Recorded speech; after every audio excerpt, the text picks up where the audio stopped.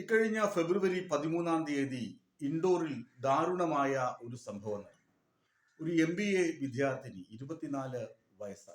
ആ പെൺകുട്ടി എന്ന് വിളിക്കണമോ യുവതി എന്ന് വിളിക്കണമോ എന്നത് നിങ്ങൾക്ക് തീരുമാനിക്കാം. ഞാൻ പെൺകുട്ടി എന്നാണ് അഭിസംബോധന ചെയ്യുന്നത്.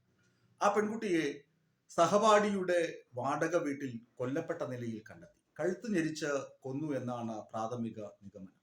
മരണശേഷം പെൺകുട്ടി ലൈംഗിക അതിക്രമത്തിനും അതുപോലെ തന്നെ മറ്റ് ശാരീരിക പീഡനങ്ങൾക്കും ഇരയായിരുന്നുവെന്നും പോലീസ് പറയുന്നു. ഈ സഹപാഠിയെ പോലീസ് കസ്റ്റഡിയിലെടുത്തു. അയാൾ ഈ പെൺകുട്ടിയെ കൊലപ്പെടുത്തി എന്ന് സമ്മതിച്ചു. അതിനുശേഷം അയാൾ പറഞ്ഞ വസ്തുതകളാണ് നമ്മൾ ഒന്ന് മനസ്സിരുത്തി ചിന്തിക്കേണ്ടത്. കാലം ഇത്രയും വളർന്നുപോയി. MBA വിദ്യാർത്ഥികളാണ് രണ്ടുപേരും.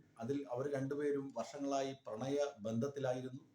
ഇവർ പരസ്പരം ലൈംഗിക ബന്ധത്തിലൊക്കെ മുമ്പും ഏർപ്പെട്ടിരുന്നു.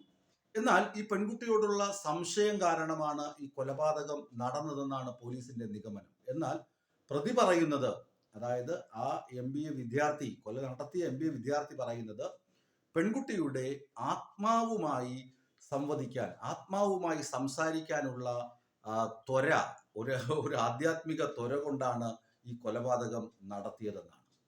ആലോചിച്ച് നോക്കുക.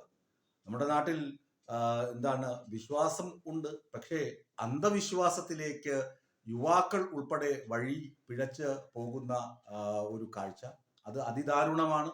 അത് മാത്രമല്ല, ഈ പെൺകുട്ടിയെ കൊലപ്പെടുത്തിയതിനു ശേഷം സംസാരിക്കുവാൻ, ആത്മാവിനോട് സംസാരിക്കുവാൻ പലതരത്തിൽ, അതുകൊണ്ടാണ് അയാൾ പെൺകുട്ടിയുടെ ശരീരത്തിൽ നിരവധി മുറിവുകൾ ഉണ്ടാക്കിയത് മരണശേഷം. അതുകൊണ്ടാണ് അയാൾ കൊലപ്പെടുത്തിയതിനു ശേഷം ലൈംഗിക ബന്ധത്തിൽ ഏർപ്പെട്ടത്. അത് ആത്മാവുമായി സംസാരിക്കാനാണെന്നാണ് അയാളുടെ വിശദീകരണം.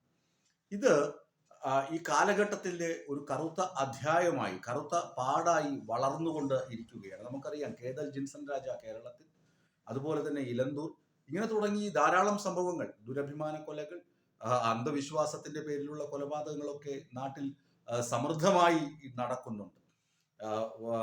പാലക്കാട് ഒരാൾ കൊലപ്പെടുത്തിയതറിയാമല്ലോ, ചെന്താമര കൊലപ്പെടുത്തിയ സംഭവം നമുക്കറിയാം.